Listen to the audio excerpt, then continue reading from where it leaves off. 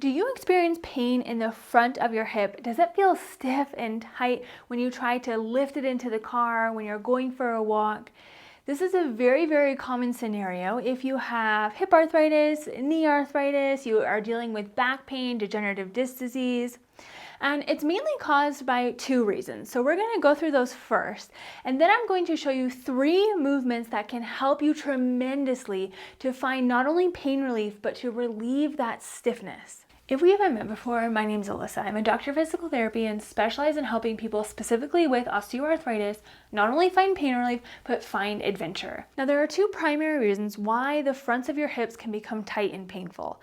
The first one is actually a positioning of your hips, primarily in a standing posture. What can happen is because of pain changing the way that you're moving, because of some muscle imbalances, and or if you're carrying a lot of weight in your midsection, you can be pulled into this anterior pelvic tilt. It's also called lumbar lordosis. Essentially, it just means an excessive curve in your lower back. So your hips come from a neutral position and now they're dumping forward. And when this happens, the muscles in the fronts of your legs become shortened. The muscles in the backs of your legs become lengthened, but they're taut, and they can also become weakened as they're just in this extended, stretched position. Now, the muscles in the fronts of your legs, since they're in that shortened position, they can become very irritated because they're not able to perform as well. So when you're walking and using these muscles, they're working on overdrive. Now, in this position, it can also inhibit some other muscles from doing their job, primarily the glutes, which are a big proponent when you're walking to help propel you forward. The second reason your hip muscles can become tight, especially in the front, is from prolonged sitting. So when you're sitting in a certain position, especially for a prolonged period of time, these muscles can become tight because they're used to being in this position. We're not getting a lot of blood flow because we're not getting a lot of movement. But then when you go to stand up and you go to walk, you're abruptly asking those muscles to work right away. Coming from that tight position and then automatically needing to work can cause some irritation. Now let's look at these 3 movements that can help. For this first one, you're going to lay on the ground. If you don't feel comfortable getting on the ground, you can go onto a bed or a couch, but find a firm surface if you can. You're going to bend your knees up into this bridge position. Feet are flat on the floor, and bring your heels about 6 to 12 inches away from your bottom, as close as you can get them comfortably. From here, you're going to focus on the hips. You're going to push through your feet and rock your hips back slightly. And when you do this, you should feel your hamstrings, the muscles in the backs of your legs, contract as your lower back and middle back are now pressed into the floor.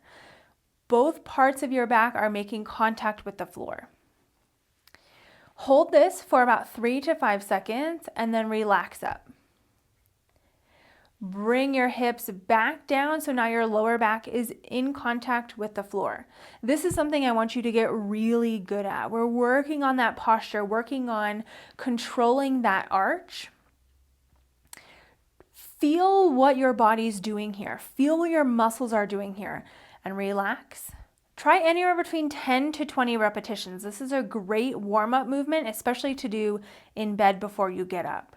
While exercises on the ground are great, we also need to train our bodies in a standing position. If you're trying to get better at walking, trying to get better at standing, we need to also train our bodies in this position too.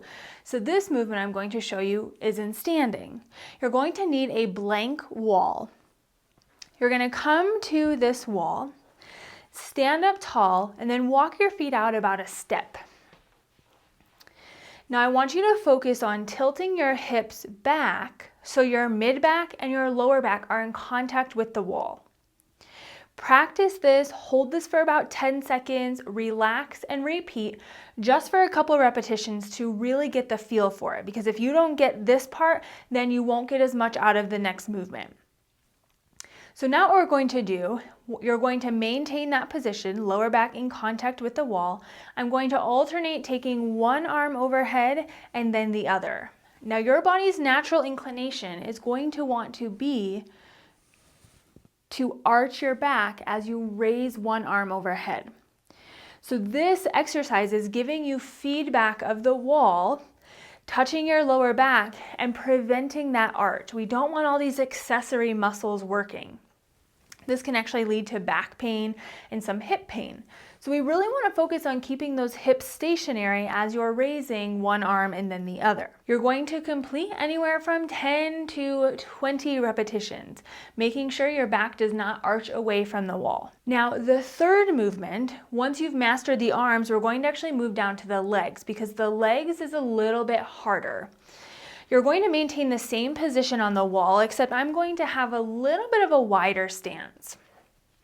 Now what you're going to do, find the wall with your lower back, and I'm going to alternate lifting one heel and then the other. Toes stay on the floor.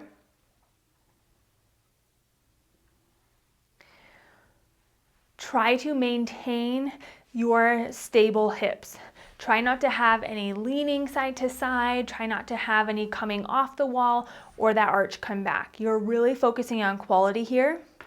Trying for 30 seconds, 60 seconds, seeing how far you can push this one while maintaining this good form. We want this to translate to walking, and when it comes to walking, you need endurance, you need stamina, you need to maintain this posture not just for 10 repetitions, you need to maintain this posture for a prolonged period of time. So I want you to approach this as that. In order to make long-term change to hip flexor tightness, front of the hip pain, it's important to be consistent. Trying these 3 movements every other day to start with can be a great place to begin. These movements should not increase pain, so if they do, your hip flexor tightness may be coming from a different source. Trying these once a day, twice a day at most can typically be adequate enough. These movements make a great warm-up if you're going to go out walking, if you're going to be on your feet for a while, especially in a standing position. Also, if you do sit for a prolonged period of time, trying to take breaks and incorporate 1, 2, or even all 3 of these movements throughout the day can really be helpful to set your body up for success. If you found this video helpful, if you could go ahead and click that red subscribe button down below so that way you can follow along for future arthritis tips and tricks I have coming your way. And trust me, I have quite a few.